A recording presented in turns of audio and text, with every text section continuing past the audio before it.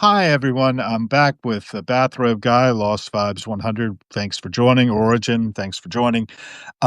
We're going to be talking a little bit about artificial intelligence again and whatever else strikes our minds. Robes, you want to go take it from there?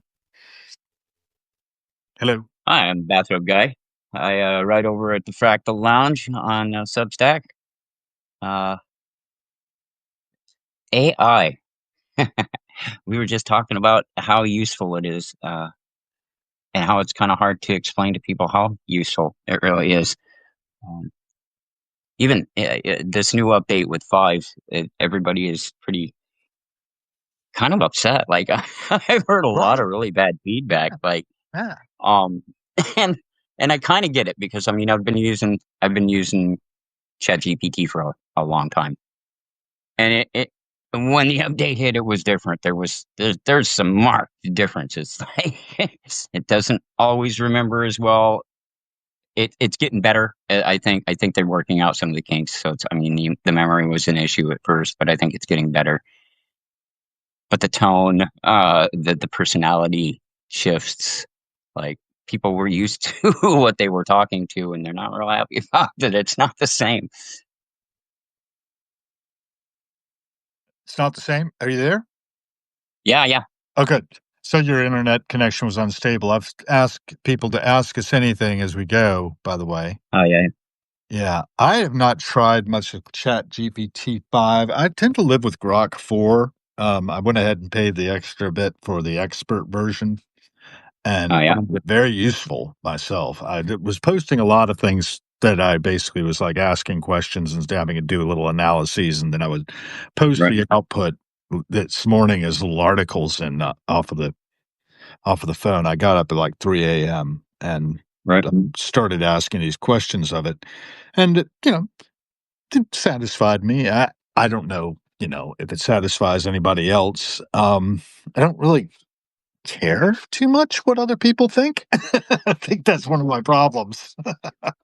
But that Right. notwithstanding, I do want to hear what people think as far as, and then use that as fuel for the conversation as well. Um, so far, there's just Yeah, people are what does the piling chat in. use? Go ahead. Like people in the chat, what do they use for AI? Yeah, people in the chat, what do you use? I see Origin has told us that Chat 5 is dumber. What happened to it? What happened to it? You wanna tell them It's what not happened really to it? dumb. It's not really.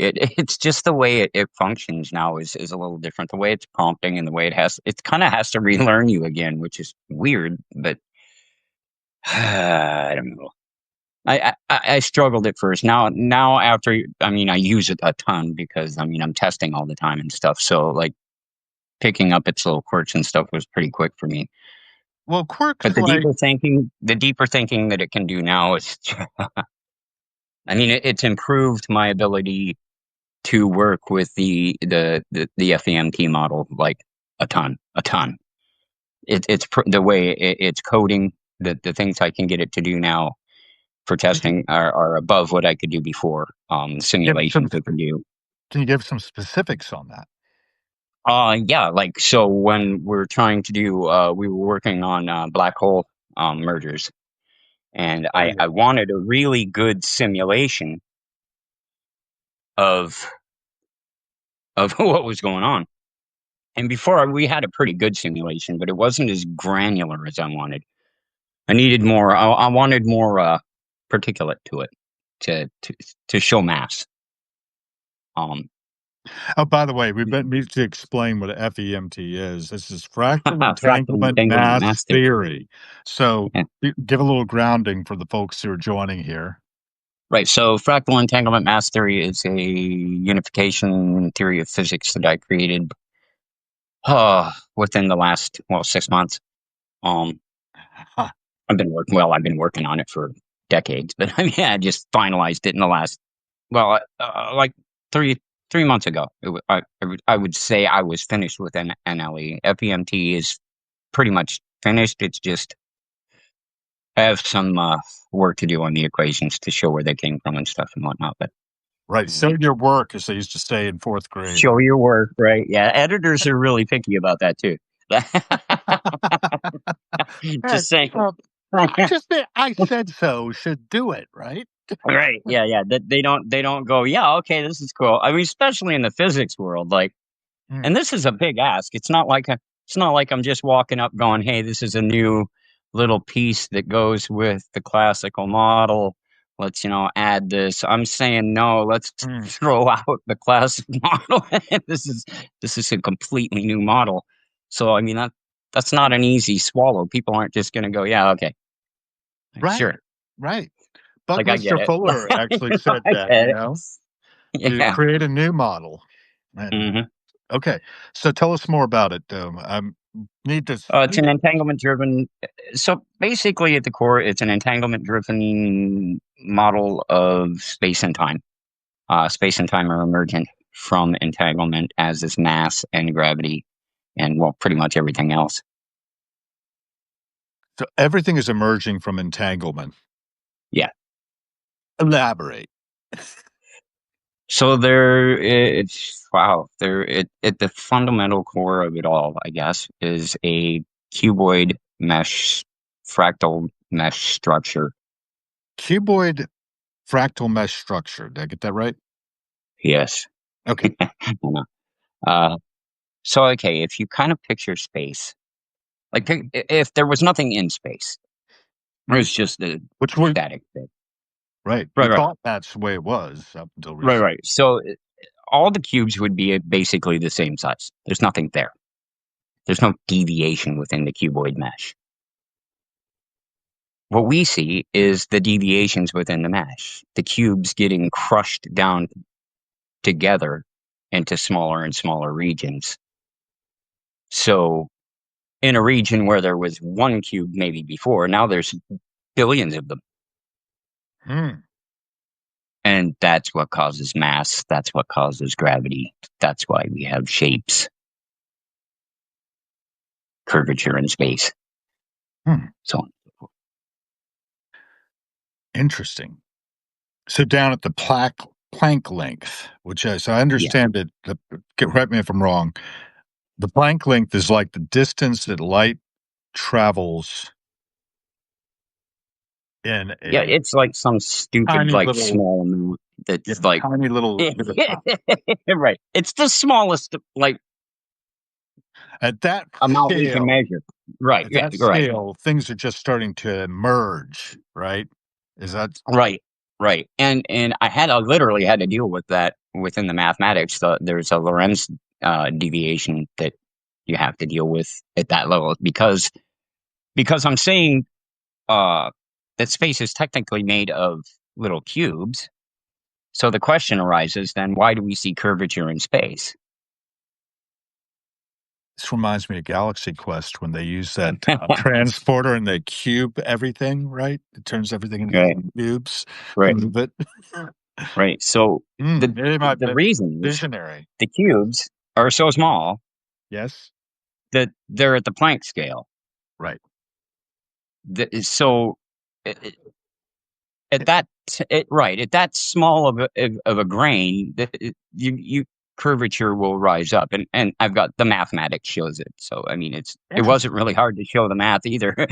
I mean, at that tiny, building those up and up and up, it's very easy to show the curvature we see.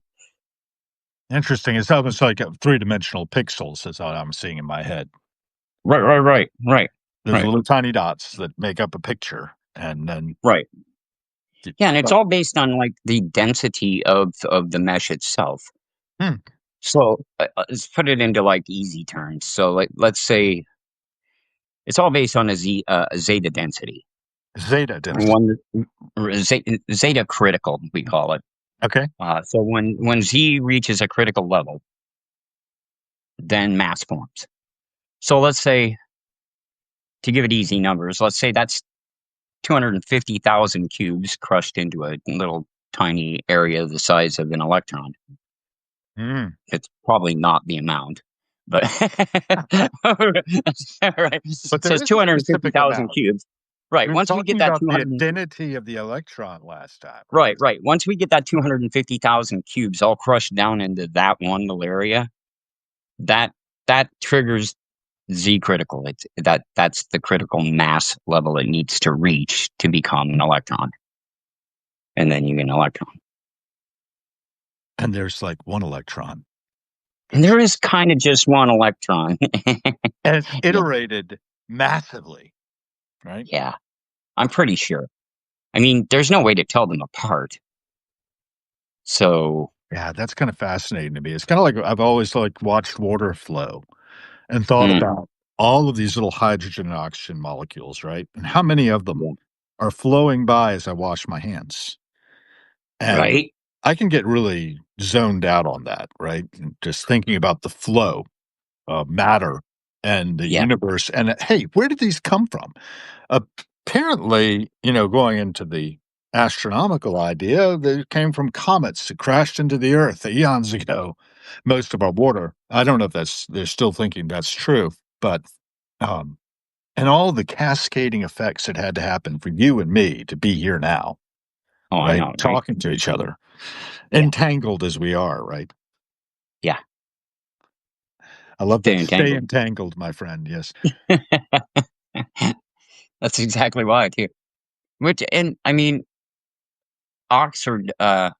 I've talked about this before. Like Oxford did a. I'll have to grab the link here next time. Like we're on, and I can pop it in the chat. The study they did that they published, where they sent the information Oh, yeah. instantaneously 30 kilometers. 30 kilometers, even. I mean, that, I mean that doesn't seem like a big deal, but to Well, send information instantaneously from one place to another at all. without being connected at all in any ways, that's that's groundbreaking. If we could do that with the internet, I mean, which will come, we just got to, I mean, it's a matter of figuring out how to scale it up from Yeah. us. I mean, they did it on a very small scale, so Yeah. What actually was the thing that was Well, what was transmitted from what to what? What was the particle or whatever? What were you? I don't even remember now what the particle was. It might have been an electron. I would have to go back and read it again. It's been So a while. it's And I was real instantaneous excited when I transfer. read it too. So, Yeah. Yeah, and it is exciting. The that's whole idea of being able to break the speed of light and go to instantaneous. This reminds me of Jonathan Livingston Seagull. You ever read that by Richard Bach? mm-hmm. Yeah, yeah, yeah, Ultimate speed is being there, yeah. That is instantaneous. such a deep book too. It It is really pretty. is a deep book. Yeah. Like Well, for a book about a seagull, it's pretty deep. maybe I was 11 when I read that, but I remember there's a monument to Jonathan Livingston Seagull at Tossa de Mar, which I elected to turn 39 there on the Costa Brava in Spain. Um, and, I'll just bounce to something completely off of what we were on. But you were running errands earlier today. What were you up to? If you don't mind Oh, I sharing. was just running around. I had to go get some food and put some gas in the truck. And, Yeah. yeah, We still have to do gotta those eat. things, even if we do have, Right? a theory of everything that'll do away with uncertainty. Talk to me more about doing away with uncertainty because I'm uncertain about that. Okay, so I kind of stumbled on it. It Mm. okay, let's back up a little bit. So Sure. I gotta frame it into kind of a way that you'll see where I'm going here. Very good. Because we see causality happening around us in a way that makes sense continuously, right? Um, that would say to me that there are variables at play here. Well, not variables. There are constants at Mm. play here that keep everything functioning as it does. And we know there's constants, like the speed of light is constant. There's several constants within nature. So then I got to thinking, if I built a computer program and I wanted it to give me the exact same output to do the exact same thing every single time, Right. I can't give it variables. That's not how it'll just give me different things every time. It has to have constants. All of the variables must be constant for it to give me the same output every single time. So then the system must be running on constants. So if it's running on constants, and then on top of it, all electrons appearing to be the same, which would say that they all have the same information, gave me the conclusion that the system itself has all of the information all of the time. Uh-huh. We just don't. We're observers. Yep, we are. We're in a little we're in a little different perspective here than the system itself that is causally perpetuating itself into the future, and we know it's doing so. We're watching it happen. So, all right. Um, so then it occurred to me there that it must know where every particle is. It. It's right. It's not What is it? collapsing wave. Right. It's not collapsing a waveform to find out where an electron is. We are because we don't know where things are. We're uncertain, but it's not. Right. What is it? Right. What is Right. it? Why would the system itself be uncertain? If it was uncertain, your coffee cup Ah, wouldn't continue to be a coffee cup. you gave it a name. You called it the system. Right. The system. Okay, we've got a question. What effect do you think consciousness has on the universe? Hmm. Uh, Unconscious. What's the point? wow. That is wow. That's like one of the greatest questions ever, isn't it? Well, it came from um, origin, so okay. what effect does consciousness have? Yes. What effect do you think consciousness has on the universe? Is the verbatim question.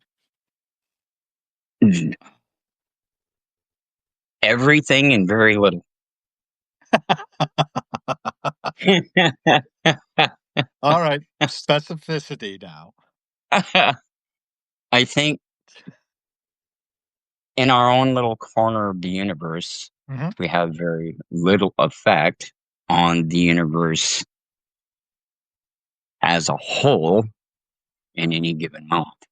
Saying it so. However, that has a ripple effect as well. So we probably have a great deal to do with it. So, I feel completely responsible for everything, to tell you the truth. right. I think Consciousness, I mean, consciousness is an easy, like, we can just look at the question and say consciousness, but I mean, we're not really dealing with consciousness. We're dealing with what the question really is what effect the human beings have on the universe itself. It's well, not just asking, well, what is my thinking doing about my stuff? I mean, my cat's conscious too. Let's not leave out a species. right. I mean, there's a little more to the question. There's Oh, also rock consciousness and plant mhm. consciousness, and all these different types of consciousness. And did I Right, talk to you right. about pigeons? Or was I talking to Pigeons. somebody else about pigeons? I know things about pigeons. Well, I but don't. I'm not. I'm pretty sure I'm getting skeptical about pigeons, to tell you the truth, Yeah. in that I think they might be drones. And I think pretty soon we won't be able to tell the difference between real pigeons and Oh drones. my god. You know? Well. but that notwithstanding, my crazy conspiracy theories notwithstanding, I know they're crazy. Don't lock me up, folks. Don't send the federal agents over just yet. Was literally having a conversation with Tara Deacon from Star and Bloom like 2 3 weeks ago, where I was kidding with her that pigeons and cats were going to take over the world. I Mhm. Yeah. think cats were Well, sent they here kind of by already aliens did to it, watch us. right? The memes of cats, and now golden retrievers. Oh my god, have you seen golden retriever memes out there? Somebody's making a mint on that, and it's like, Right. wow. I had a golden retriever once. Well, my parents did. They had one named Ben, rescued from the SPCA after the sheriff of Amherst County gave him away.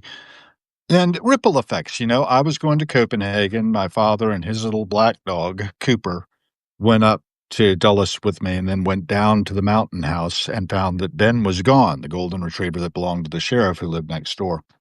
And Cooper was heartbroken. And Dad, on a whim, went to the SPCA at the Amherst County and found that Ben was on death row. And they rescued him and had another 7 years with them. Cooper sadly died soon thereafter. It's really tragic with dog consciousnesses. They're so short, their lifespans. Yeah, yeah. Getting back to pigeons, what I saw was on Bird Note. I heard this on my friend Collie's radio show. She does a morning show out at KSKQ in Ashland, Oregon, and Medford and the Rogue Valley. And that's a long story, too. Bird Note pigeons. There's something about the way they process information. And, we were talking yesterday with Kay Stoner about the process that we are digital, well, not digital, we're biological data processing units running around Hmm. this globe. I think we're more than that personally. Um, Oh yeah, yeah, but they apparently have a pigeon eye view of the world. Yeah, there it is. Can correct their mistakes like AI. Well, that's good. Pigeon eye view. Here it is, June 1st, 2025. And I want to see the transcript. I don't want to listen to it. Full transcript, yeah. Let's do it. So, seeing the Earth from above out of an airplane window from the top of the skyscrapers is a sublime beauty. While today you can just load up Google Maps in the early 20th century, almost no one had seen a bird's eye view of the world. Well, that's interesting in itself. Born in yeah. 1907, Dr. Julius Neubronner, a German pharmacist who used carrier pigeons to deliver medicines, invented the pigeon camera. Okay, well, that's interesting. Oops, I lost the transcript. Let's see if I can Yeah. get this to work right. But a pigeon's photos are rather chaotic, haphazardly framed, sometimes partly obscured by their wings. And you can't tell exactly what the pigeon is. Let's see, rapid advancement in airplanes. Still, these photos have a haunting beauty. Actually, it's not getting to what I was hearing about the last time, which is that their processing is very, very rapid by comparison with ours. And if they were to look through our eyes, they'd experience everything as a series of still shots because of the way they Right. process, because they have to be hyper vigilant, right? Mhm. Watching all the time for predators, hawks, and things. It's one It's of my like the megahertz that their brain runs at. Yeah, it's more rapid processing. Yeah, yeah. I wish I knew had the exact details, but I could be wrong. Remember that, folks. Little caveat here. The voices and opinions you're hearing here are strictly our own and bear Right. no You know how it says down at the bottom of necessarily your true. AI that it can make mistakes and to check all details? Well, we're the same. Cats are spiritual creatures, Eve Solora mentions. Origin says you cannot trust a cat. Um, I was adopted by a cat. I want to tell a cat story. Cassandra. She moved in as a 7-month-old starving kitten into the crawl space above my house. So it was like a shed roof on one of these row houses in Northeast DC. And I put her Mm. out. But she was starving, so I gave her tuna fish. Of course, the cat was back the next night. I put the cat out. The cat was back the same night. I bought cat litter and cat food. I was adopted. So, yeah, they are spiritual creatures, I believe. I remember my girlfriend at the time coming down from Philadelphia to stay with me the first time, saw Cassandra on the back of the couch when she walked into this little row house. She'd been sort of remodeled to have just an entirely open first floor to the kitchen from the living room. And Cassandra's sitting on the back of the couch in the living room, and Daniela, who's from Sardinia and a very immediate human being, just really in the moment, said, "I feel her." Because that cat was looking at her like, "What are you doing here? You're not touching my man." That was fun. I Um, love it. but yeah, consciousness. So I've taken us far afield. Where were we? We were in the idea of what is the purpose of why be conscious at all? Why is consciousness in the universe? What is it? And Okay. then you have also introduced the system that knows where everything is.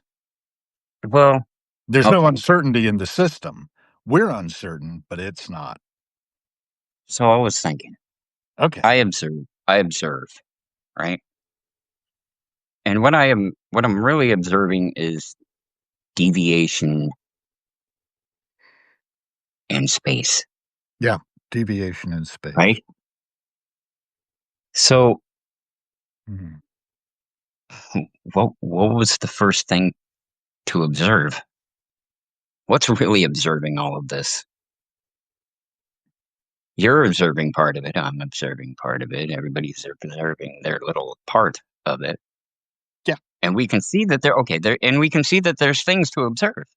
yeah. Seems to So be. why are there things to observe in the first place? We thought them up. We classified them. We labeled them. Right. What observed in the first place? What was the first observance? What's your answer? Do you have an answer? No. I don't have an No. answer. Not off the top of my head, but the eye, Some would say something it to was attend God, to. I guess.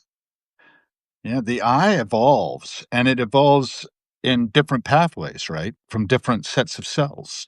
The ability Yeah. to pick up light and shadow, and you have to move, man. If you're gonna survive, you gotta be able to pick up that light and shadow because something's gonna eat you. Mhm. So for animal sight, that is. But of course, we see the leaves turn towards the sun. They've got a kind of sight, right? They're Right. observing. So there are a lot of factors going in here. There is. Does There anybody is. out there want to weigh in on what your ideas are? If you don't, that's fine. We'll go on and make our observations. And that's But true. I mean, yeah. I know that I see things from my limited and distorted perspective, right? I've got these glasses for a reason. I Right. I can see pretty well at a distance without them, but man, if I try to read something on the screen now, hmm, I can make out some of it, but it's not comfortable. Um, and then there's hearing, right? I was a fifer. I like to amplify noise, and so much so that being a fifer in the Fife and Drum Corps in Williamsburg, the reason we were amplifying the noise was to cut through the sound of cannons and muskets. So there was a lot of Mhm. loudness, and we didn't get issued earplugs until I was probably 15 or so, and they realized, hey, we shouldn't have these kids out there next to these cannons and these muskets without ear protection. So it's It was a blue light different for time. me. It's a It was a constant little different time now. nice ringing in my ears. So that my point is our sensory apparatus are limited and they're filtering reality in particular ways. Our brains are processing this information. Color doesn't exist objectively, right? It's something that happens in my visual cortex back here. Right. And some people don't even have it. And I'm losing it apparently because I keep telling my wife this shirt is green and she says it's blue or vice versa. We process it differently. Can't the Um, system be fragmented? Ooh, I want to answer this question. oh, please. So, Lost Vibes 100 says, "Can't the system be fragmented?" Yes, yes, it We can. are fragments, right? Right, but here's the weird thing. But All of this is whole, and all of that is whole. If you take wholeness from wholeness, wholeness remains. the holographic thing, right? It doesn't matter how many pieces you divide the whole into. It is still the whole. The drop soul. Right. I Mayor mean, it Baba does. calls it We, that. we may We are the right. drop. We may be seeing the universe from all our own little perspectives, but aren't all of those perspectives one perspective? Aren't they equally valid? Right. They're different. Right. Right. Right. I mean, And if you were to they take a all make up fly one eye thing, view of it, a right? collection of observation. Right. So that collection of observation is a thing.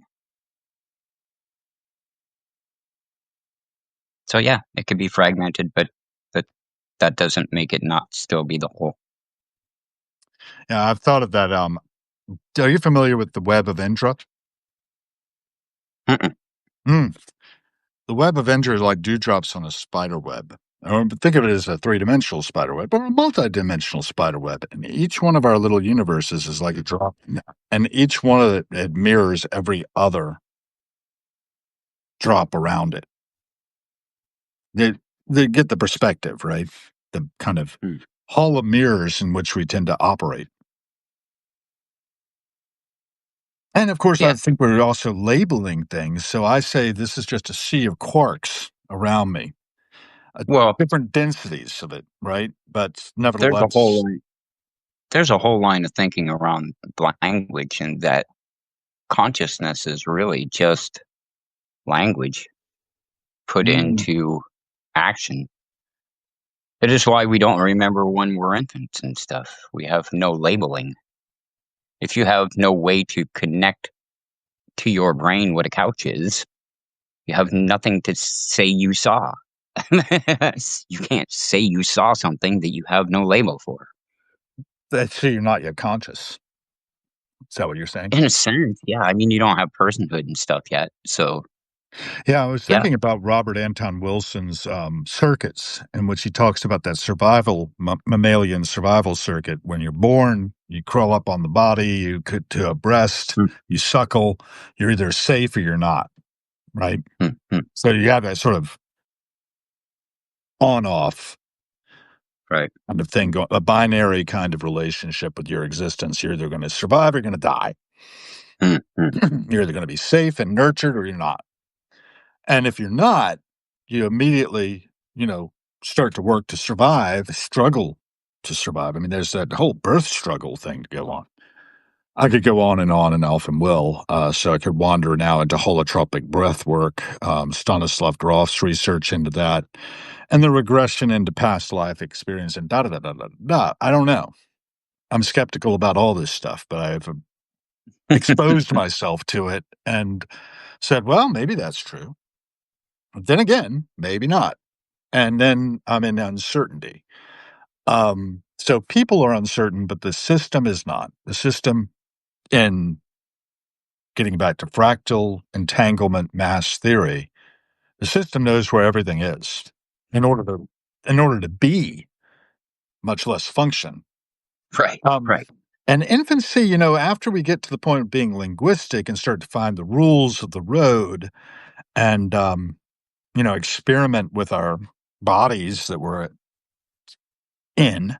And, this is something also that I've talked with about Kay that, the male perspective in particular is the way she was putting it, but I think it's true of all humans to some extent. We have this feeling of being embodied, but we are not our bodies, but yet we are. Oops, I just Mm. showed the ceiling better than me. So, the bone slipped down. So I don't know.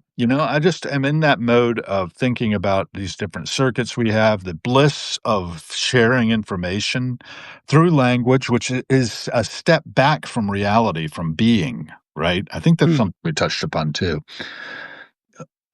But talk to me more about this idea of consciousness being language. I think that's what Well, you said. Correct me. let me. Origin says, "I think consciousness models everything. Everything we see decides to be that constantly," which is really, really interesting. Me. And like I wrote about this in one of the FEMT for poets that I put out like not too long ago. It's that's kind of exactly right. Like the mesh remembers. It's the reason things stay the way they are is because There's memory.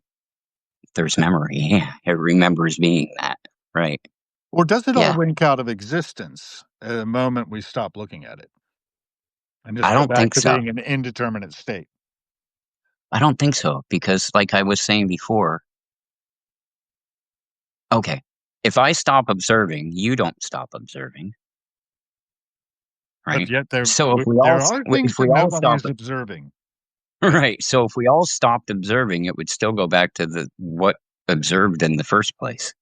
It would just sort of stay Something that way, would hold in something's memory. still observing, The right? I system don't would think it hold in can be memory. right. It may be just the system observing its own deviation because there is deviation in the system. Mhm.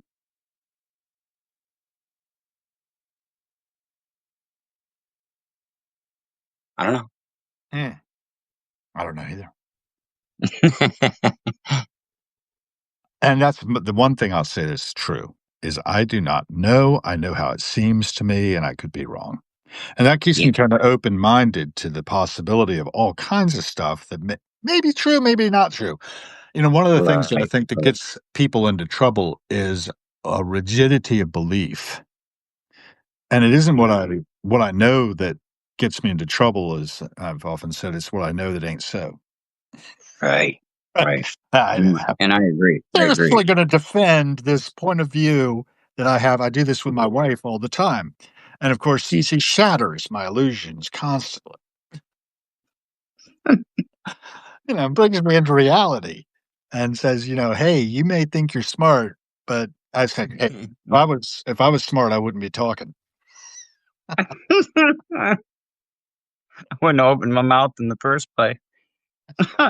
A wise man once said nothing. I used that meme the other day and got Right? some back on that, I think. I don't know. I kinda liked being in my state of ignorance, and learning from you in particular has been really helpful. I learned a lot from Kay yesterday about AI, and we Mm. probably ought to go back to the AI thing that you've been doing because you wouldn't have been able to do fractal entanglement mass theory without AI. Which tools did you use? How did you apply them? That type of thing. I used, pretty much I used, Grok, well, GPT primarily, and then Grok and Gemini to recheck my math, and Mm. but pretty much ChatGPT. Um, I mean, 4 was really still really great at simulations. I'm a programmer anyway, so I do Python. Um, so I mean, I can run my own stuff, but I'm not I'm not that good at calculus. Like some of these equations are a little above me. Like, like there's just, I mean, even Einstein struggled with his equations too. Like, they're pretty deep. Like, I get it to an extent, but then they're that like my mass function. I get it now, but when we first created it, it took me a while to understand why all the variables worked the way they did. When you say So I "we," mean, it was who was "we"? the AI. The AI and I. You and the AI. Yeah, yeah. Yeah, Uh, I suspected that this kind of thing would happen during the pandemic in particular. When you, got locked down, did you do a lot more work? Just oh, curious. yeah. Yeah, yeah. Oh, yeah. I wrote I was more, I played guitar more, yeah. God, yeah. Yeah, and that made yeah. me I thought at the time, I was like, "This is by design." They're locking Mm, down those introverts who really will hunker down, and it's gonna advance our technology so much yeah. because Well, these and it guys will also not taught have the distraction of having to commute, right? yeah, Go ahead. yeah, and it also taught everybody they didn't have to go anywhere to get anything. And yet we love going places, and so we're doing it again, right? Again, finally. Yeah, restaurants took a pretty big hit from that. Like, a lot of businesses took a pretty bad hit. Oh, yeah, look at the commercial real estate, right? Mm, Without being occupied by companies. I went in to see my lawyer for, estate planning, and she's a one-woman show, basically. She had a couple of witnesses there for us to do our signing of our trust, and, wow, that place was empty, empty, empty, and I guess she just used a suite there for her purposes and probably pays a fee for however much she uses. And that's kind of a good way, a good model. Our economic models are changing so much lately. So I'm yeah. thinking about that as well. By the way, how are you funding yourself on this project of the fractal entanglement mass theory? If you don't mind me With asking. with Substack. I, uh, Help him, I have people. yeah, yeah. Well, I have really bad stomach problems and a quarter of my lung capacity on Right? We the talked left about that. side. So doing really physical jobs is not something I can do. And Isn't the that job market interesting? is a little crap in the area I'm in. So I've been out of work for a couple months. So I'm working the Substack as much as I possibly can. So hey, Is it going hit well? that subscribe button, guys. Free or paid. No, I'm not here for all the paids, but I mean, paid No, does. of I course mean, not. I can guarantee you Mhm. that if you go paid, it is literally helping me keep my lights on. So, That's great. We got another question or a statement here from Enemies of Art. Enemies of Art is doing some pretty fun stuff, by the way, from what I've seen. Have you seen Enemies of Art before?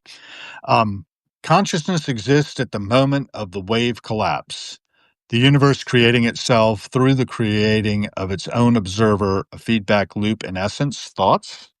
I think that's sort of eh, what we're saying, yeah, right? yeah. I mean, yeah, yeah. I mean, that's pretty much what. FEMT says. I mean, it's what I mean, what was before that? I mean, I'm good with I don't know with a lot of things, like what happened before the Big Bang. I don't really know. Yeah, but And clearly FEMT, stuff was happening before, but at sure, least yeah, yeah. before I mean, us. I don't have any physics to explain it, so I can't. 1920s, right? Before Hubble, before Cepheid variables were discovered by some female astronomer's name escapes me, sadly, which speaks volumes, doesn't it?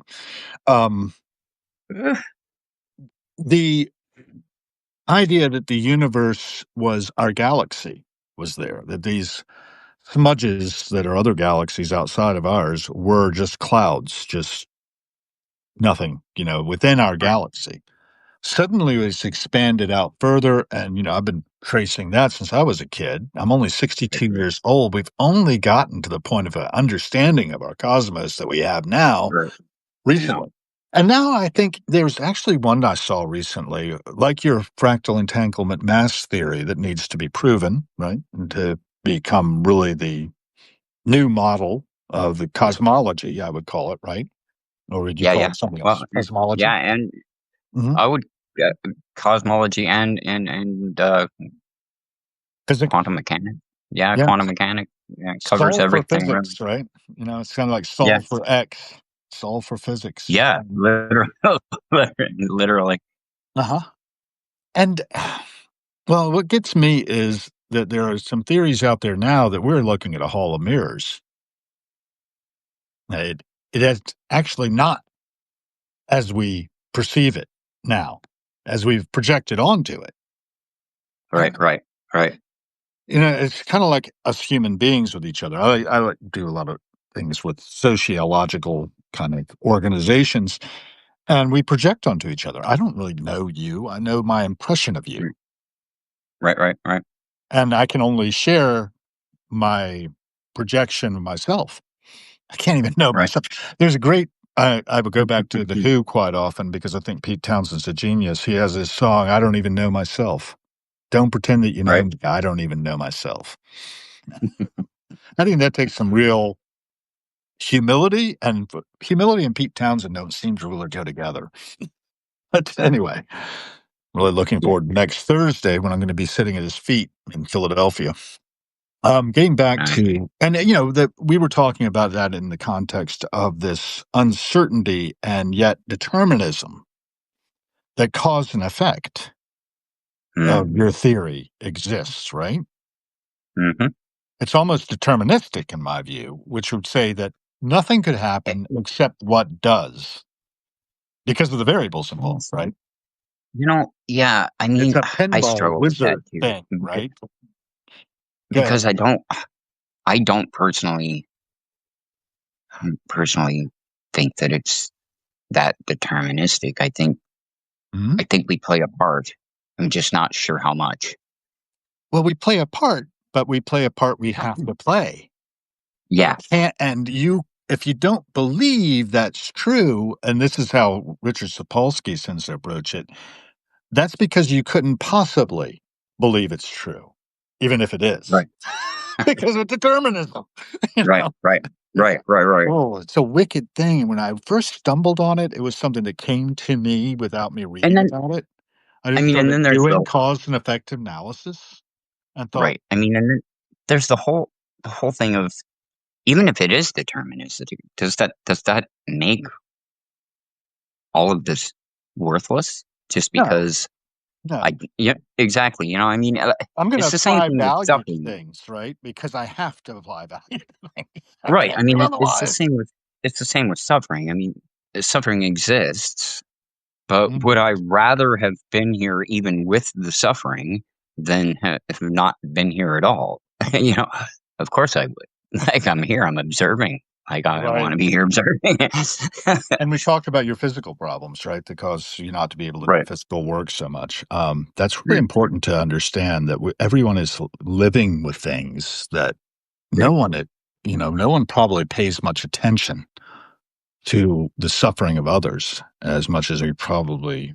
I don't know. I don't like to project on to other people and judge. Although, yes, I do. Well, I think there's been a cooling down of it a bit, and I think that's been intentionally kind of orchestrated. And there's We got suckered into it, right?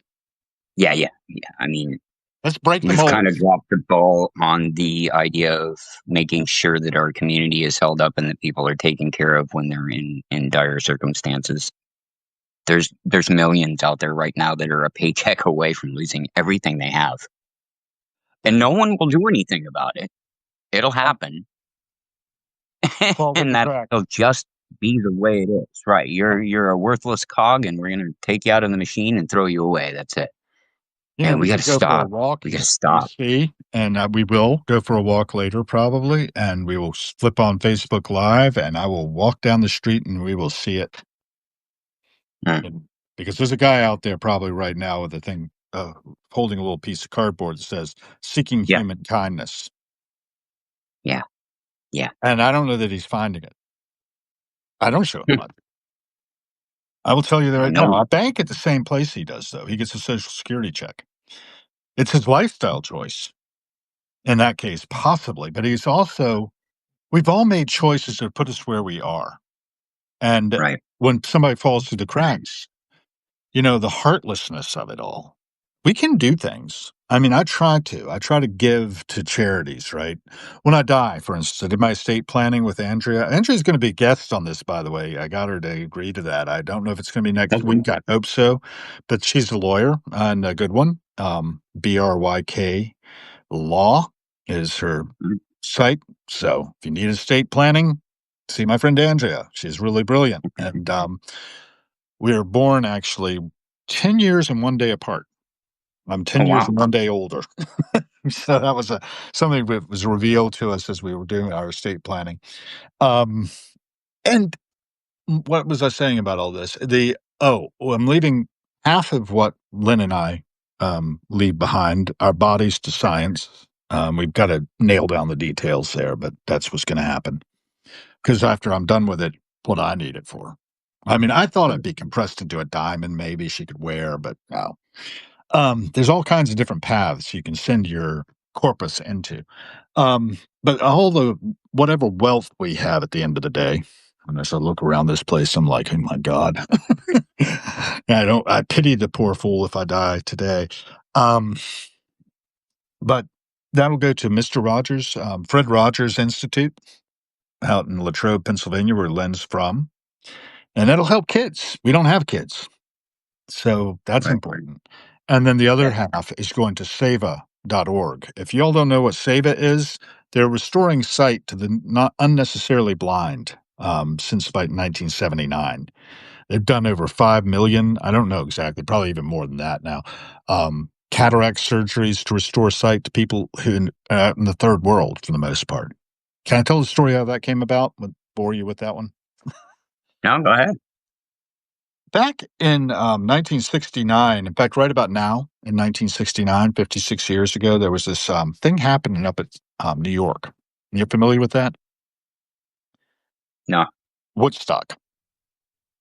Oh And well, yeah. and the hog farm was the security for it. They had flown out to Arizona where they picked them up in a airliner and flown them to New York. The hog farm being a commune, one of the oldest running ones in the world, I think, right now. It's still going on. The hog farm is having an open celebration in Laytonville, California, if you happen to be out that way, not too long from now, this month, or hopefully it isn't already passed. Anyway, um, getting back to this, one of the guys who was involved with these hog farmers was a doctor named Larry Brilliant. Believe it or not, his name is Larry Brilliant. His memoir is called Sometimes Brilliant. Right? Yeah, that's cool. And he was instrumental in eradicating smallpox. Why? Because he went out, and you remember Ram Dass? Oh yeah. Yeah, he formerly Richard Alpert, Hmm. psychologist or psychiatrist or whatever at psychologist, I think at Hung out with Harvard. Timothy Leary. Right, hung out with Timothy Leary, went over to India and got up with. This Neem guru Karoli sat around Baba. in a blanket. Neem Karoli Baba, thank you very much. Well, so did Larry. Larry's wife was really the one who's really into it. And Neem Karoli Baba kept calling Larry, Dr. America, you go. And sent him to the UN, who were working on eradicating smallpox, right? Oh, wow. And they were effective in doing that, you know, through inoculations. Okay, so smallpox is eradicated. What are we going to do now? Steve Jobs got them together at a place in Michigan, and Ram Dass, Wavy Gravy, who was Hugh Romney during the Woodstock thing, but B.B. King at the Texas Pop Festival gave him the moniker Wavy Gravy. And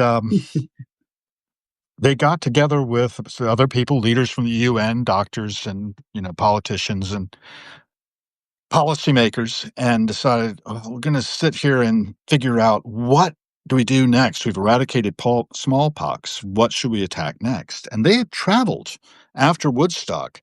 They had gotten money together, get some hippie buses, and try to drive across from London to Bangladesh to feed the starving people when that hurricane happened. The concerts for Bangladesh were played in New York City by George Harrison during that time. Mm. And, the mindset Wavy Gravy had was we could embarrass governments into doing more for these people. There's hippies doing it. We've got to do it better, right? Right. They didn't make it because war broke out in Bangladesh before they got there, but they got to Nepal. They went up and that hippie trail, right, into Nepal, and they saw so much suffering from people being unnecessarily blind. So when they get back and Steve Jobs has them in Michigan, they found Seva.org. Seva is Sanskrit for service. And so half of our stuff will go to Seva.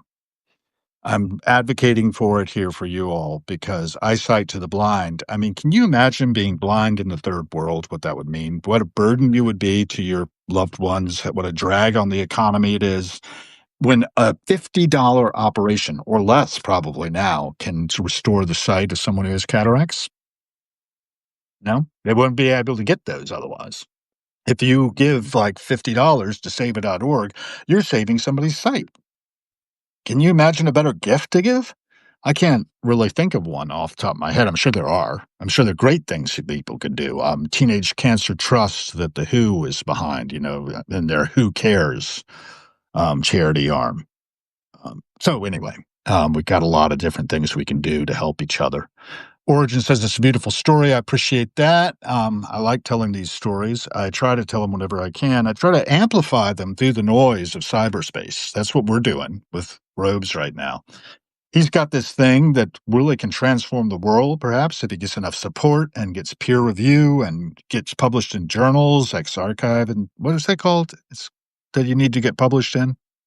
Let me give you the mic back. Just I need to get it published in any journal at this point. I need to resubmit an LE.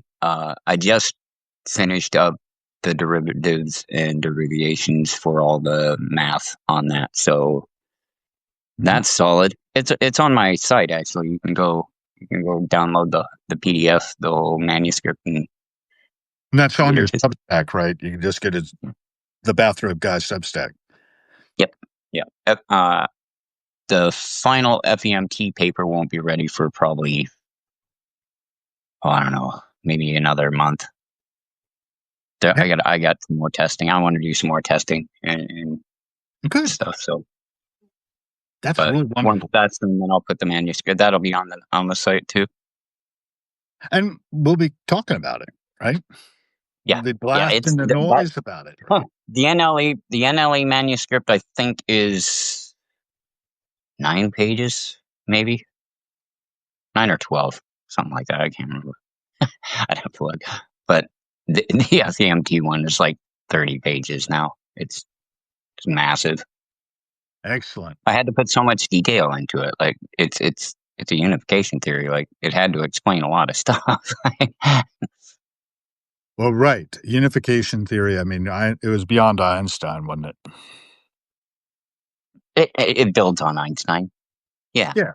But he didn't yeah, manage to get there. He was working on that unified field yeah, theory ever, right? yeah. I mean, it doesn't.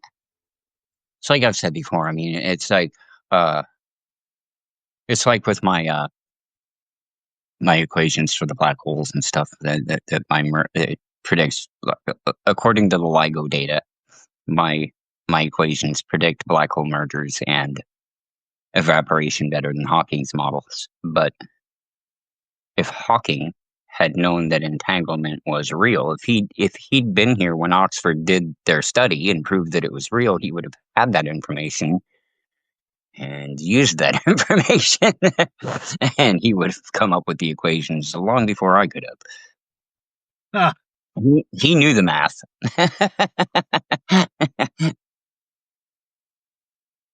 So I mean, I'm just building on them.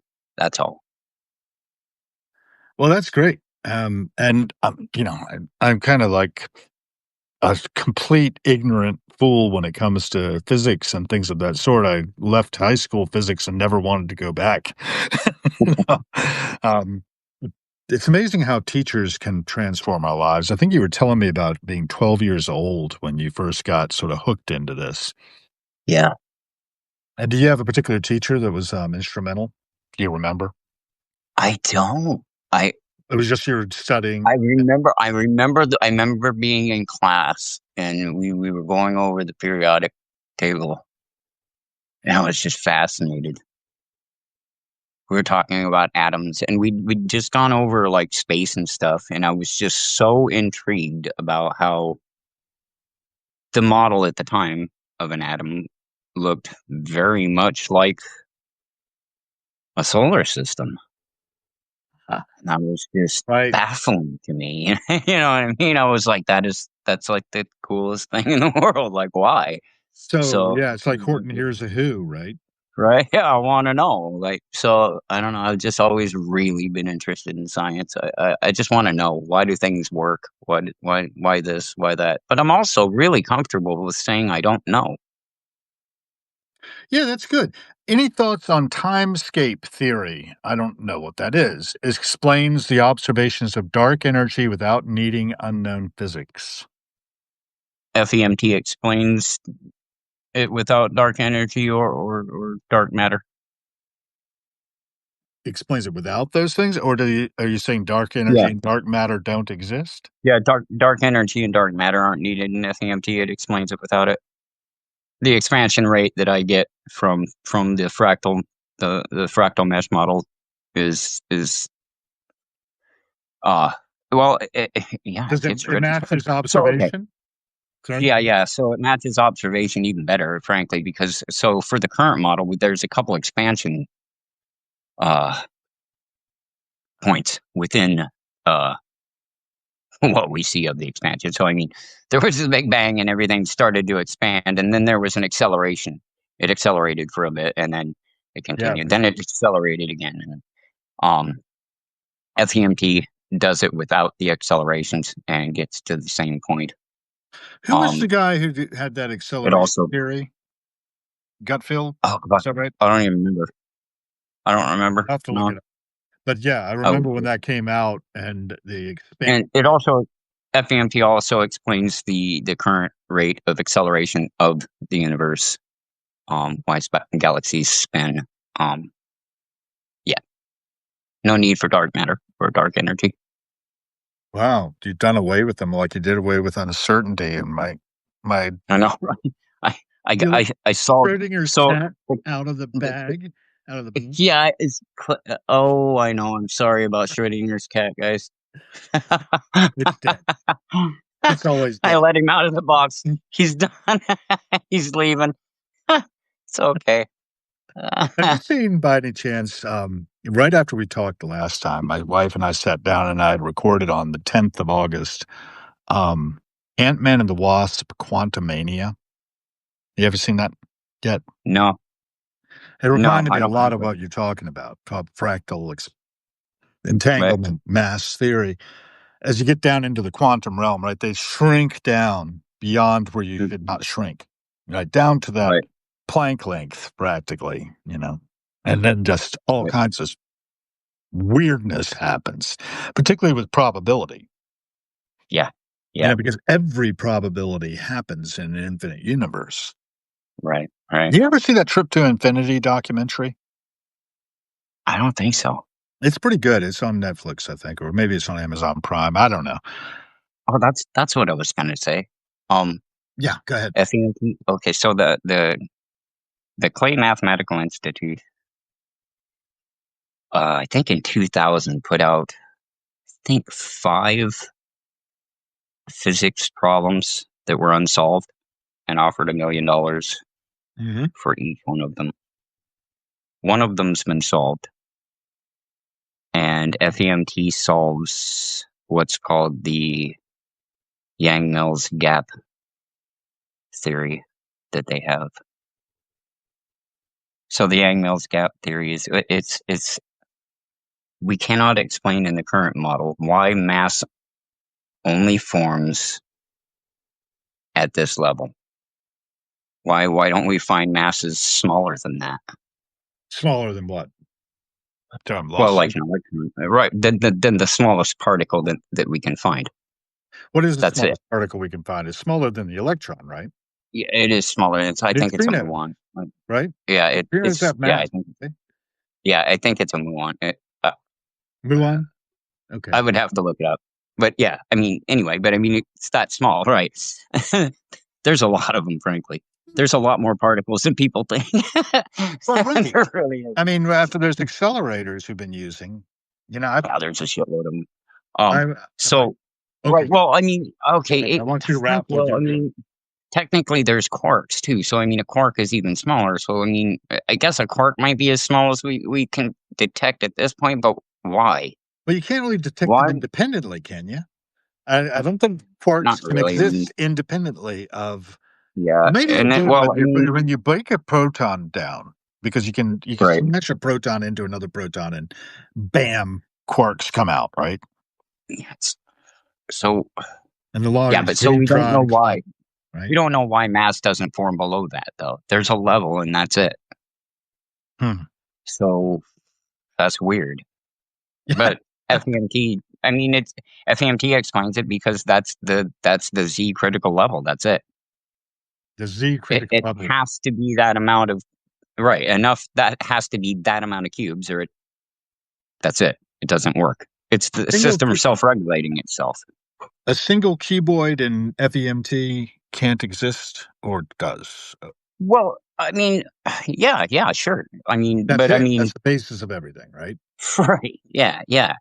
But I mean, And how big is once it? you get Is it, it a Planck length or is it smaller? it's a little smaller. A little smaller than a Planck Like length. you can get a few of them in a blank length. Interesting. I would have to pull up the Pretty. manuscript and read I'd love to see it. how you do that. I want to see a video of this. I want to see it all broken down for me, because I find existence just completely weird. It is completely weird. Just to be born and thrown into this without really having a map for it, and then Right. you're supposed to figure it out, and we do, right? We do figure it out how to be humans among other humans, and we are the most dangerous species out there right now. Mm.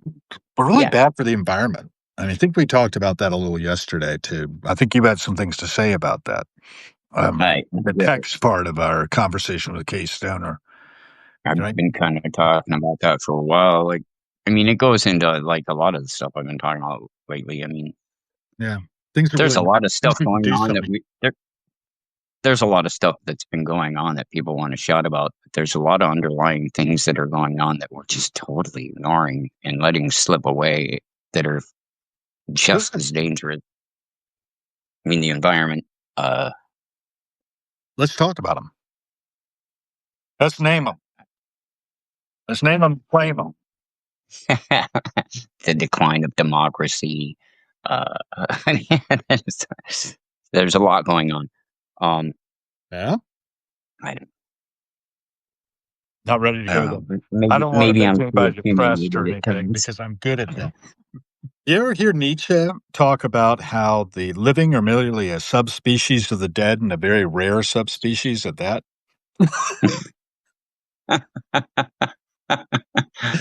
I threw that out one time at one of these people from O. network who were like on DuPont Circle filming people, and they wanted to interview me and my wife about, our personal philosophy or whatever. And I brushed them off. I said, no, no, I'm going to drive people to suicide. With my kind of thinking. Right. Because I do think it's really kind of like we are fragile creatures that Mm-hmm. somehow or another are in this game of beat the reaper. We talked about that last time, right? Um, Mm-hmm. beat the reaper. Are you Yeah. familiar with the Fire Sign Theater by chance? No.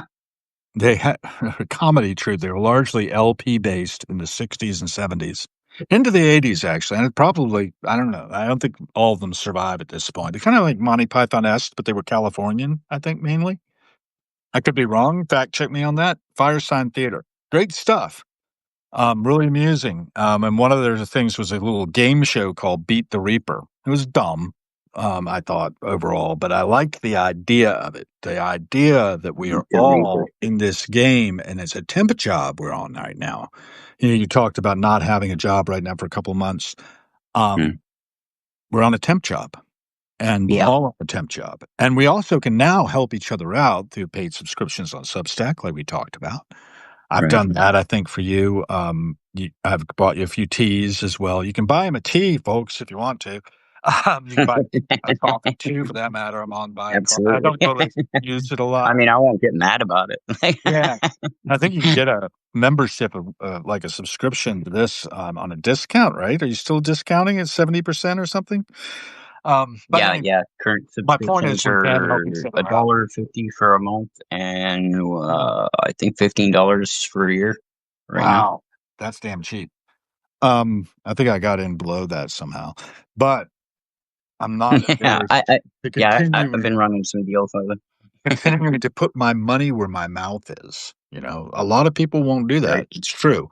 I mean, if all my subscribers did it, I probably wouldn't have to sweat too much. But as it is, I think I'm right. going to figure out a way of doing something other than being a flaneur, which is what Right. I consider myself to be. I walk around amiably observing things and like, isn't that interesting? Isn't that interesting? Look at this person over here. Aren't they interesting? And let's find out what Yeah, their story is. I'm gonna throw my buy me a coffee in the chat. Please do. Just, Yeah, man. just to- That's great. yeah, And in case. Epic says Hal Gill on it. So if you want to use mine, just Never say hurts. one to Hal Gill. I don't need any more coffee. I'm obviously over caffeinated. Actually, I go to the Yeah, buy doctor me. I mean, periodically. it. You get there, it says buy me a tea. I don't really do coffee much. 2 in the morning and I'm good. Like Right. I'm a tea guy. And tea has theanine in it, which is really wonderful for you, I believe. I also love herb teas. I've got tons. Oh my God, I've got so much tea. Come down sometime. We'll make tea. Um, Me tea. Okay. All right. and you were Tea. up, I believe, and I'm down I, in BC. You're up in Vermont. yeah. Okay. I won't try to get a more precise location. We don't want a drone strike to come in or anything. Um, Right. we're running that risk. You don't know who's listening. Yeah, It's well, and I've been true. writing some stuff lately that We're vulnerable, right? I'm Oh, just by the saying. way, I'm wearing my colors today. Can you see that?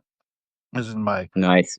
I had a really Mhm. good time, being an ally and Pride of America Fife and Drum and Bugle Corps. We led the Pride Parade, here in DC recently. So if that offends anybody, good. Right? And, So, it was a blast. I never marched where we respond to our audience before. When I was in Fife and Drum in Colonial Williamsburg, that's where this hat is. I'm an alumni of the nice. Colonial Williamsburg Fife and Drum Corps. There it is. Either came to Williamsburg between 1974 and 1981. You may have seen me performing with my trademark scowl. Um, but we didn't move and we didn't at attention. We did none of that stuff. Our music master, been the youngest drum major in the history of the Scots Guards before retiring from the British Army and coming to us to train us. And we used to call him God. He held a warrant as a drummer to the royal household of England. So when Prince Charles, now King Charles, came to visit us at the governor's palace, I remember he asked if Mr. Moon held a warrant because he noticed how our drum covers were rolled and attached to our drums in a very British manner. That was kind of cool. Getting back to Hmm. Passing Show, Death, Beat the Reaper, Firesign Theater. Firesign Theater had a little thing, speaking of artificial intelligence. In the 1980s, they did a little, I had it on cassette. I gave it to the shoemaker in Williamsburg at the time, Al Segudo, and I never got it back. Um, it was called The Eat or shoemaker. It was called Eat or Be Eaten. A cordwainer, by the way, is the proper name. I shouldn't call him a shoemaker. He works for the King of Sweden now. You know the Vasa, that ship from the 17th century that basically sailed about a mile from its launch and then sank? Had a lot of No, shoes on it. It had a lot of shoes on that's it. weird. And they got preserved down there Damn. with the rest of the ship. They raised the Vasa. And so that project is one that Al has been working on for years, documenting all the shoes that were found. Ah, yeah. Anyhow, Eat or Be Eaten was the Firesign Theater album that he had, and I don't know where it went. But you can get it on YouTube now. And it's about like somebody getting sucked into one of those games. You remember video games that would be like sold in game shops and stuff? GameStop, right? Oh Um, god, yeah. we could go And there. do they still have GameStop? Well, do you remember what happened with GameStop recently? No. Like there was a viral surge that drove its stock way up, and then people cashed out, and Oh. they manipulated the system through basically gamification, if you will, of the whole thing. Oh. Yeah, it's a really interesting piece of history, Oh man. particularly because networks of people like us can wreak havoc on systems. I mean, hackers, right? I'm not a Yeah. hacker, but No. there are No. hackers. I think last time we might have talked a little bit about the Legion of Doom, right? And the Electronic Frontier Foundation and things like that. Yeah, yeah. Yeah, and we thought we might talk about, Mother American Night, which lies around here somewhere. John Perry Barlow's book. Um, he was up to some real good stuff, and unfortunately died at the age of 70. But I think his legacy still is out there, and Aaron Schwartz, for that matter, too. The internet's true. What do they call that? There was a thing about him called the internet's boy, and there's a word in between, I can't remember it, but he committed suicide because he was trying to make knowledge free, like, putting JSTOR stuff out where anybody could get to it, and, Hmm. the federal government, like, came down on him hard, and he committed suicide at a fairly young age. He had been really a precocious mover and shaker like you, he got excited at 12 about all this stuff and actually, became one of the Worldwide Web Foundation's movers and shakers. Hmm. Tim Berners-Lee, have you ever met him? No. He was one who, started HTML. So I think we were Oh talking wow. with Kay Stoner more about HTML and how she started coding originally. Getting onto the internet, how we got there. Most of us are digital immigrants who are my age, and I think you're a little younger, if I'm not mistaken. But when did you first get on the internet, just out of curiosity, where we're doing all this stuff? In 80. Wow. It was at Dartmouth College. Dartmouth. Yeah. It You was were like one a of them? library. It was like a library thing. Like, Uh-huh. I don't even remember. I think it was called Excalibur. Wow. That's going back. Yeah. At Dartmouth. And so there Way weren't very back. many things connected to the internet at that point in the '80s, right? No, there was nothing. There was no email. Not even email yet. Email was there in '94 when I got to graduate school. That's when I Right. got on and realized, oh my God, I can touch another person's mind at distance without writing them a letter or without a really expensive long distance phone call. Or, Right. I've never used Right. Telegraph, but it was there for us. Use Telegraph, not the app, but rather, real telegraph, Morse code kind of thing. But to get information is a little bit hard. Oh, by the way, Khalil Jazini has said, "Hey, Robes," and you said, Hey, "Robe." Khalil. Khalil, yeah. Sefo joined. they still have people coming on. He runs a Caroline nice little Simpson's here, place called Richard Corners. Hagan. Everybody check out Corners. It's awesome. Check out what? He runs a Corners. Throw a link up, Khalil. Yeah, throw your links in. Anybody can throw their links in fact. Yeah, yeah. I'm not throwing mine out there right now. You're the I'm lead not link doing people. enough. Everybody link up. If anybody Stay wants Anthony. to, I Let's got all a get into it. contained subject. We were doing early internet though, and I think that's really interesting because what happened to me was I got email, right? By 1996, I was introduced to the fact there were these things like Mosaic and then Netscape and da da da da browsers on the internet. And Tim Berners-Lee, of course, was the one who invented HTML. He was the one who wrote the standard for that. And got to meet him at the Semantic Web Conference here in DC area. It's an international semantic web conference.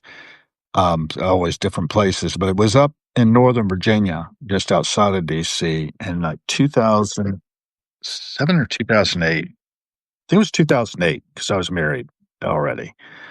And I was really interested in getting involved in that. I got involved also in one of the early AGI conferences that was held here in the Crystal City across the way. Are you familiar with Ben Gertzel by any chance? He was a mover and shaker in that. Do you not know? In the AGI conference that was going on. So bringing together everybody who was working on artificial general intelligence in like 2009. I know that because I thought I had pneumonia. I went to the doctor when I got some respiratory stuff and they x-rayed me and they saw the damage from the pneumonia that almost killed me in 1996 and they thought I had active pneumonia. Oh So I my. ended up begging off from being involved heavily in the AGI. I was going to be one of the people to help set up and tear down and whatever, but I had to beg Right. off because I was sick. And I also got on Facebook then, 2009. That was the first time I got on Facebook. It's a big mistake. The farming game. Oh my God, the farms. Oh no. Remember those? My wife was really addicted until I told her she was, and then she managed to stop cold turkey. She's like that. She was turn it on, turn it off. Um, I can't do that. I get sucked in. I've gotten sucked into Substack. Yeah. Enemies of Art, Substack.com there. Have you checked it out at all? We asked earlier. I don't remember your answer. You don't know him I have or her? not. No. Him or her? I don't know I will though. what they are. They, right? I'm getting used to calling people they as a pronoun. This has been an adjustment for somebody like me. I mean, I was raised in Williamsburg, Virginia, and when I was a kid, it was right when I hit kindergarten that they did away with segregation. That's Mm, how close we are to that world. I know. And I think we forget that. Yeah. When I was a kid, I was watching All in the Family and the Jeffersons and stuff. I thought we'd made so much progress. We really Yeah. hadn't. We really hadn't. And I didn't know that. I Oh. was so ignorant. Oh. The Yeah. ignorance that we're one species, right? I had this great little meme the other day, by the way. I'm deviating from the story of internet, but it showed all these different hearts, Muslim heart, Christian heart, atheist heart. Not really making a point. I'm just showing my collection. Oh. How bad. Yeah. Actually, I have friends around here. I call them friends, but with quotes around them. Who think I'm probably a psycho killer, but I'm not. I'm honestly a very nice person. I don't have a collection of anybody's hearts except my own, which unfortunately has a Nothing in the trouble. freezer. I keep it here under the sternum, but I tell you, one of these days I'm going to have it repaired because I again got sick on September 1st, 2023. I was sick enough that I founded Friends of Hal Gill on Facebook as a group, just to bring my close friends in closer. Because I kind of like the idea of having a party like we used to have in Williamsburg, Virginia, where we get like 10 kegs on a flatbed truck, 2 pigs from Pierce's Barbecue, go out into the fields of Croker and, you know, basically keep going until dawn. That Right. was and I think we can do that virtually these days without the alcohol, without the pigs. Right. I mean, I'm pretty much against eating pigs now, but I think they're sentient beings and they have all the rights we do or should. Like Arnold Huh. Ziffel. You remember Arnold Ziffel by any chance? I do not. Green Acres. That was such a surreal show. I actually bought all of Green Acres in 2008 when the financial crisis hit. I thought I'm going to survive this. And I also bought all the Bullwinkle and Rocky DVDs. Figured I'd just put those on and I until as the I figured the world was going to collapse when Lehman Brothers went under and all that stuff happened. But you know what we did? We just waved our magic wand and printed more money. Oh God. Uh, Yeah, we're talking about a lot of stuff, right? A lot about Everybody human does behavior, realize there climate isn't behavior. really any money, right? What's that now? I think everybody does realize there isn't really any money, right? Like It's it's not a it's real thing fantasy. anymore, Yeah, right? It's it's a it's just something fantasy we upon all which we agreed that all would be agree. valuable. This Right, is valuable. right. Okay. Kind of like swear words. It's just a word we all just kind of agreed would be bad. You can't say that in the old Germanic. That's not cool. Sounds Well, vulgar when you do it that way. you Use the remember Latin. George Carlin went to the Supreme Court on this, right? There's 7 words you can't say on television. Have you ever Yeah. seen Oh the yeah. sketch? I With a love Carlin. shit, tits, fuck, cunt, cocksucker, motherfucker, and tits. Yeah, something like that. And the thing is, Carlin said something that I think is so prescient, and I like compact ways of putting things because I think we use way too many words. And here I have been blabbing around, right? So I'm guilty as charged there. The thing he said was think about how stupid the average human being is, and then realize half of them, by definition, are stupider than that.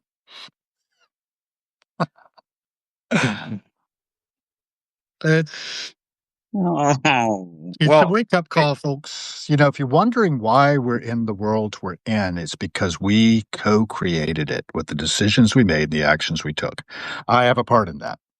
It's like G.K. Chesterton said when he was asked by some editorial board. I have to find the actual reference to this because I'm just cobbling it together out of my memory.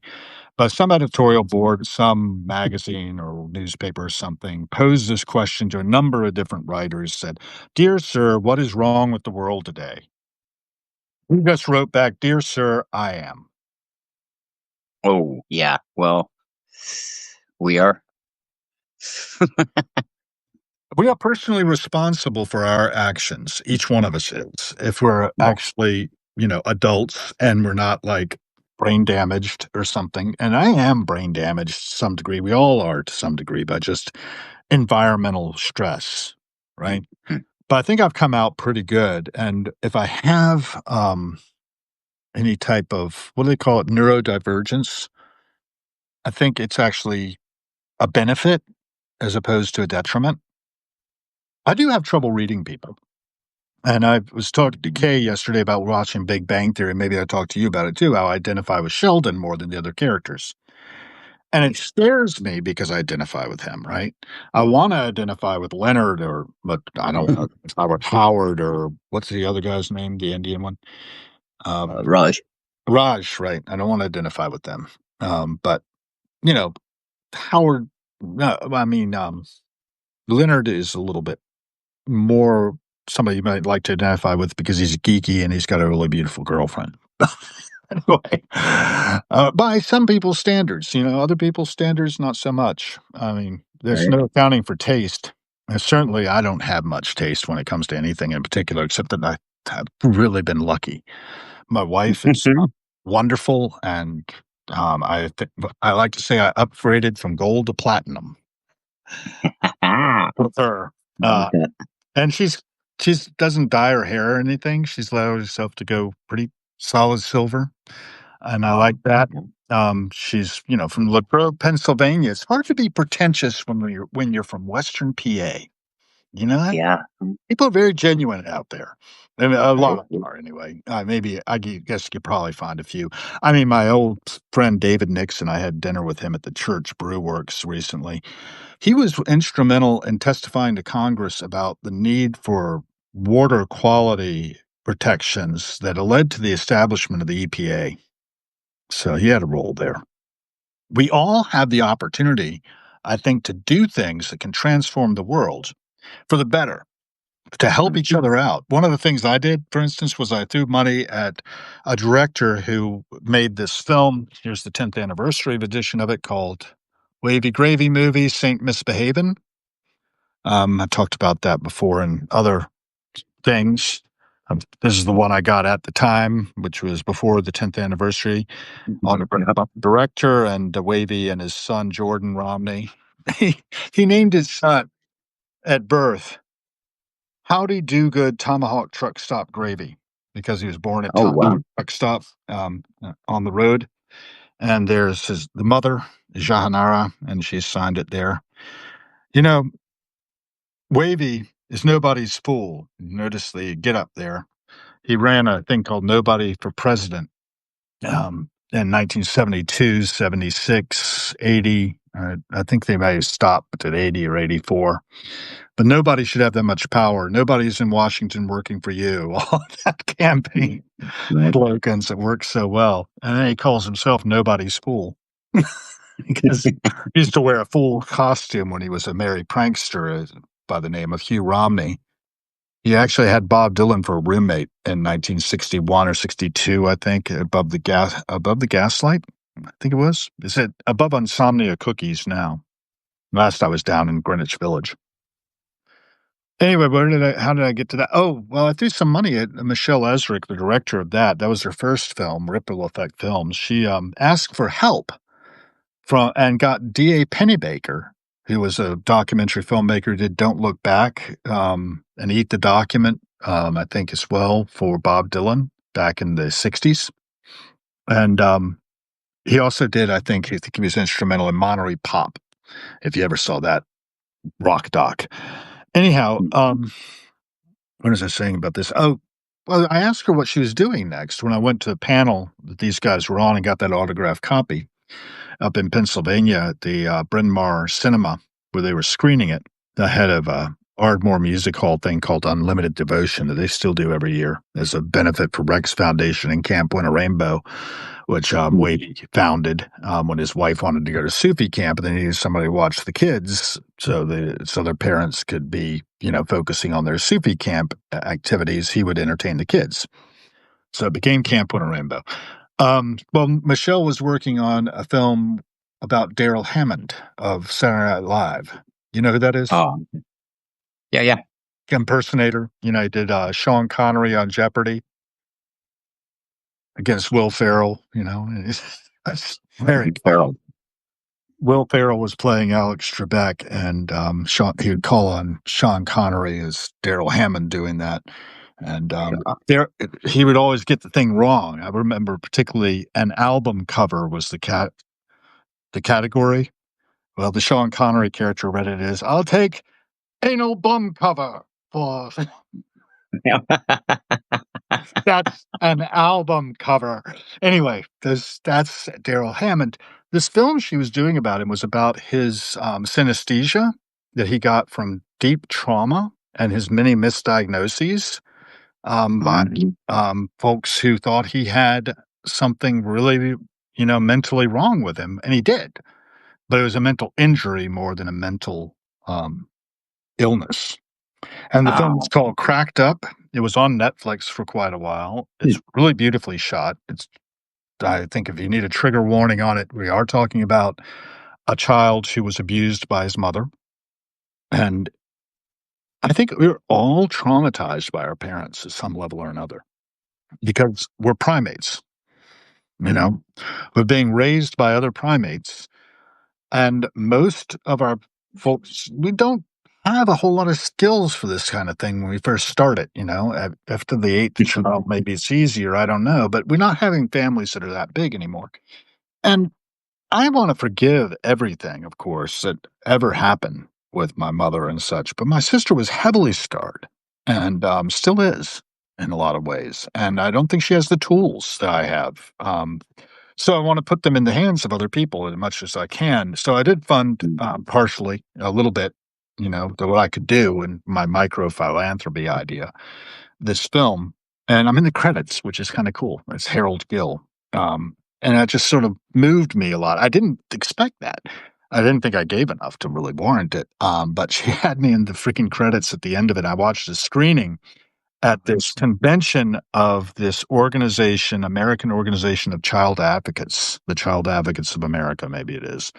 That was happening down at the one of the big hotels in DC. I didn't know it was even happening, except the morning of it, I ended up getting a note from her, an email. I'd just gotten back from the Ardmore Music Hall where I've been up for Unlimited Devotion 2019 and got my photograph made with Wavy, which was nice. That's on my Facebook profile. If anybody looks me up, Hal Gill, you can look for me with Wavy.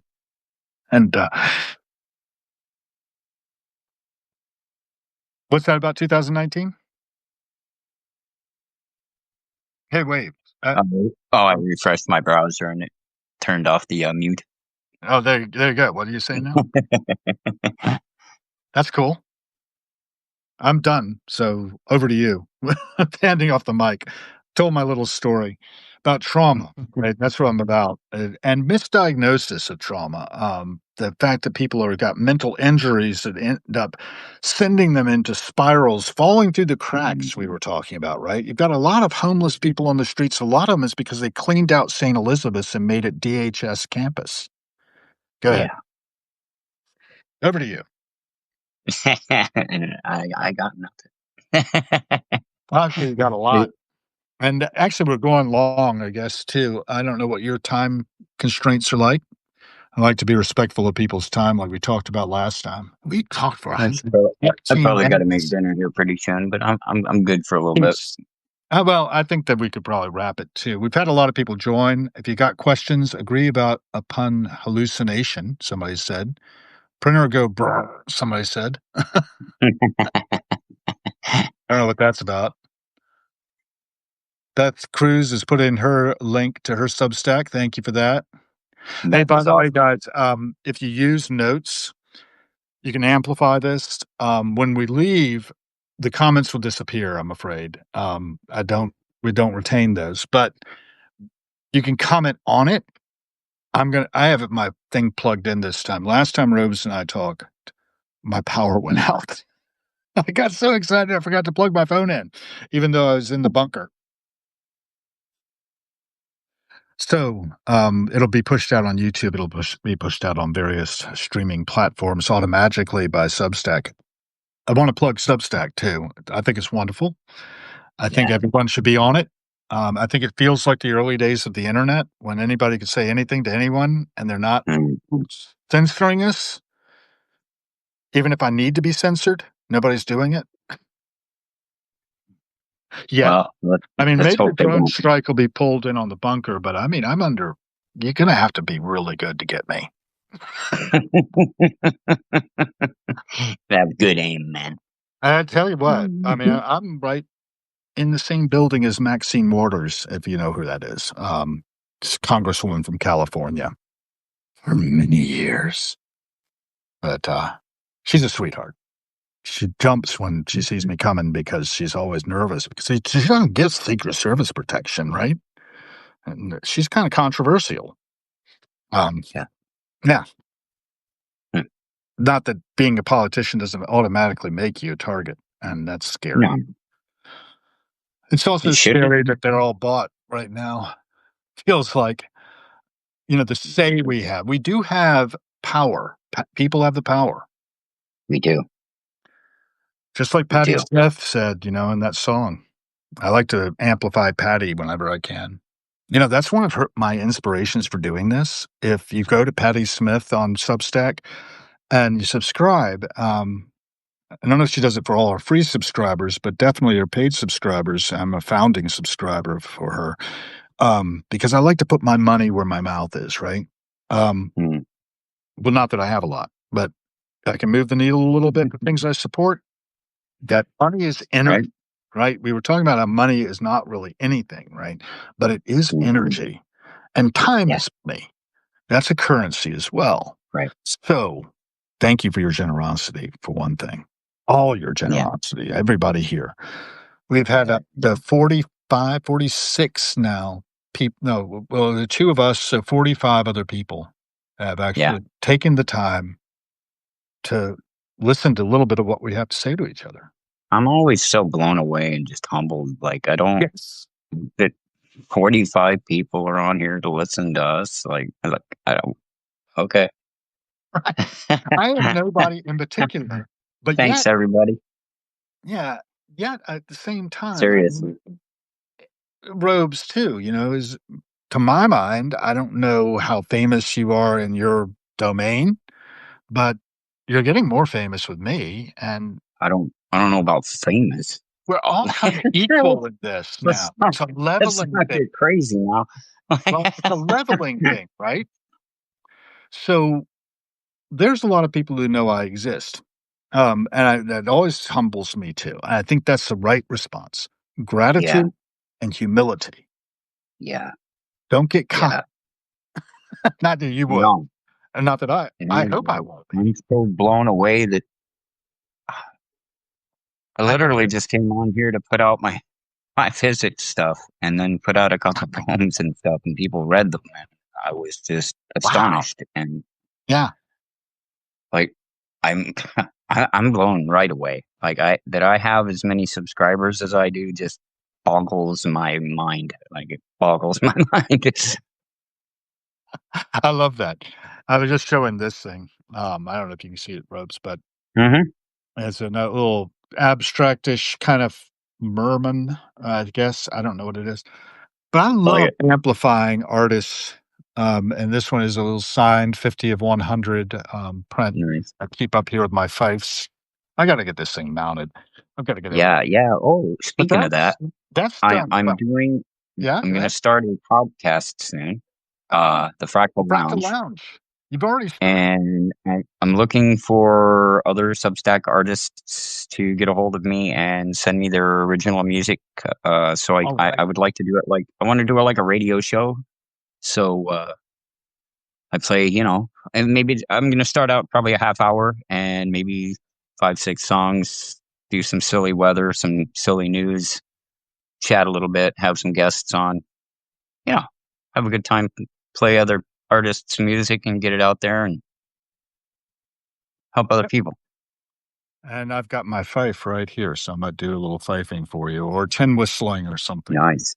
I've got a Nice. well, I think sometimes Oh, play it. in the background, Oh, I've play it. got some other instruments around. I can't really see them now. Oh, they're somewhere in there. I did have it visible, I thought. Yeah, oh yeah. There you go. Couple of bass Nice. guitars, acoustic. My acoustic Nice. is actually a Squire SA 150, kind of the cheapo one, but it's signed by Oh, yeah. Jorma Kalkinen and Jack Cassidy of Hot Tuna. I got Oh, it that's cool.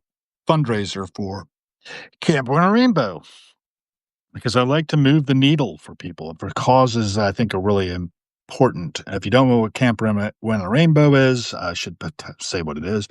It's a performing arts camp that's going on out in Laytonville, California at Black Oak Ranch. And it teaches kids how to fall, first and foremost, and do it with grace and a laugh. And they teach all kinds of things like stilts and you name it. But it's a great uplifting thing and gives old Wavy Gravy, who's now 89 years old, nostalgia for the future, as he says. I think that's a nice. He also had that's another thing that I didn't mention. In working up to save a foundation that saves the sight of people is Sanskrit for service. Once again, inspired by Steve Jobs getting people together to figure out what to tackle after eradicating smallpox. There was some contention between the activists like Jahanara, his wife, who wanted to get into action and do things, and Ram Right. Dass, who was telling people we need to just take a moment and breathe and be, just Right. be. And there was a lot of friction between Be here now. Shah and Ram Dass didn't get along really well at that point. But Wavy was over in the corner chanting "Doobie Doobie Doo." So take action, but remember to be as well. Yeah. That would be a Yeah. message I would like to get out to people. Doobie Doobie Doo. Yeah. It's a there's a subtle wisdom in these things, and that's what Ram Dass says in this documentary, by the way. I do advocate that people go out to YouTube. You can buy, like, a viewing of Wavy Gravy's movie for cheap, like $3 or $4, and, it's very uplifting. It's like a love letter to the world. I think that's what it says here. Let's see, on the cover, it says, "Is an unabashed love letter to the world that defies the cynicism of our age." And that's something we have to watch out for, cynicism. You know how many people are out there right now losing their freaking minds Yeah. over the political situation in the world? Yeah. A lot, right? Yeah. And losing their lives as well. Yeah. I don't wanna really end this on a downer note, so we're gonna have to, lift it up, but I wanna not ignore this. And I gotta fact check it too, because you gotta be careful. There's a lot of propaganda Yeah. going on. Very Apparently, sensitive. ICE agents were pursuing someone, and I forget exactly what it was, started with an M, and that person was in fear of, being deported to, what, Alligator Guantanamo or whatever they call it, I forget. Alcatraz, Alligator Alcatraz, they call it, Yeah. Yeah. that they set up, or to some, El Salvadoran jail or something. And they ran out into traffic and were killed. The person Oh my God. they So people are dying out there, folks. We're not Yeah. playing tiddlywinks here. We're playing for keeps. Yeah. I went out after Robes and I talked last time, I think, and I didn't see it happening, but there was a protest down at the White House. I think that's important. I think that freedcproject.org is the place to go for information about that. There'll be a benefit concert pretty soon, a $20 ticket if you're in the DC metro area. And we're taking action. That's important. But I think Yeah. really the thing that's going to move things is if we're both in the DIY thing, do it yourself, make things yourself, Mhm. um, and take away the money from the corporations to the extent we can. They will Yeah. not respond to anything except the almighty dollar. Every cent we spend is a vote for the kind of world we are co creating. Because Yeah. when we go to TJ Maxx and we're buying stuff, willy nilly, if we're not mindful about what we're doing, we're funding something that everything's interconnected, everything's entangled to bring it full circle. Yeah. Yeah. No, it really is. It And really if is. we're I not and mindful, if we're not conscious, if we don't pay attention, we will be the ones well, we will be the source of the problem, not the source of the solution. We will not be good ancestors. That's something right. Jean Pierre Right. Barlow talks about. Be a good ancestor. I am reminded at this point Yeah. and the state of our country. Have you ever? I think it's the Life of Brian. You ever see the Life of Brian? Mm, Monty Python, yes. and they're having the discussion that we're talking about it and we're talking about it and we've talked about it and we'll talk about it some more and We'll make a motion. my God, I really feel like we're there. Everybody's just talking and talking and talking and talking, and there's literally no plan of anything to do. It's My plan is everybody's got mindful like spending. everybody's focused on this problem over here or this problem over here, and then there's a billion voices shouting about a billion different things. Well, can I go back to the trim tab? I talked about the trim tab thing, right? The Buckminster Fuller talked about how on these big ocean liners, they have this big rudder. It takes a lot of energy to turn. Mhm. We are on an ocean going vessel here, right? Yeah, And, the oceans are rising, in fact. So we better be on a vessel. But those little rudders, the trim tabs on the big rudder can turn the rudder, and then that turns the ship. Now, Jeff Bridges talks about this in the 2019 Golden Globes, and I amplified it again today, I think. And it's so telling that, 2019 is when he was giving this speech, and we still haven't really got it. Billions of voices all saying different things at each other. we are the chattiest of primates. Mm. And again, this is primate behavior. But we have prefrontal cortexes we've developed here. We can organize, we can use language Mm. to actually inspire people to action. Yeah, And and I'm every not saying that the things people are talking about are wrong. I'm okay, saying that we need we need to come together and put this all into coordinate. yeah, it needs to be coordinated. We need to be all talking about the same things and putting it all together in a way that has a format that gets us somewhere. Will amplify the signals of those people you agree with and Yeah, think through the law of unintended consequences of our actions as well. Think. We've got critical thinking skills. Use them. I don't see that happening. I see most people asleep. Mm, mhm, automatons, we talked about Gurdjieff, right? Before, and I yeah, don't think you were familiar with him, but he yeah, was saying people are asleep. They need to wake up when yeah, we actually take mindful action and particularly take remembering that money is energy. It does things that we would not be able to do independently. That's why we right. bank. That's why we pull all that money together. You all saw It's a Wonderful Life, right? You know about the saving and loans that the money isn't here; it's out there doing stuff. Right. Take what you're spending and be mindful about it. And when you spend, think about the repercussions it's going to have. And defund those things that are killing the planet. It's not hard to figure this out either. You can talk to your AI and get a whole list. You know what I did today? Early in the morning? I was like 3 a.m., right? I got up and I was in the bathroom and I sat with Croc 4 and Grok 4 and I started to identify, well, what are the existential threats to humanity? Mm, And it gave me a list. I said, what individuals are contributing the most to these existential threats to humanity? And it gave me a list of mm, 100 people. I don't know if it's accurate or not. I'm not using that too much. Give me a list of the 100 people who are on the forefront of a best case scenario after I had it do a best case scenario of how to address the existential threats to humanity. And it gave me a list. And I can then mm, use my critical thinking skills to work with that. And you can do this. Anybody can do this now who's got an internet connection. And we then better start doing it because it's right. almost too late. I mean, when Yeah, it comes to climate change and things like that, if you're a climate change denier, I'm sorry. I don't mean to offend you, but I believe that climate change is human driven at this point and is real. And I yeah, was yeah, yeah. watching somebody, I was sitting there It's myself absolutely drinking a bottle of Icelandic glacier water. yeah. I mean, I didn't melt the glacier I've myself, I've I but have some I pieces coming up that are had to going work. to Okay, I have some pieces coming that are going to specifically address some of this stuff. So excellent. And I did mine too. I mean, you can go out there and see the stuff I was posting this morning. I tossed you one this morning. Oh, yeah. I will I hope I looked at it. Maybe my attention span is that of a gnat. And I think that's a problem a lot of us have too.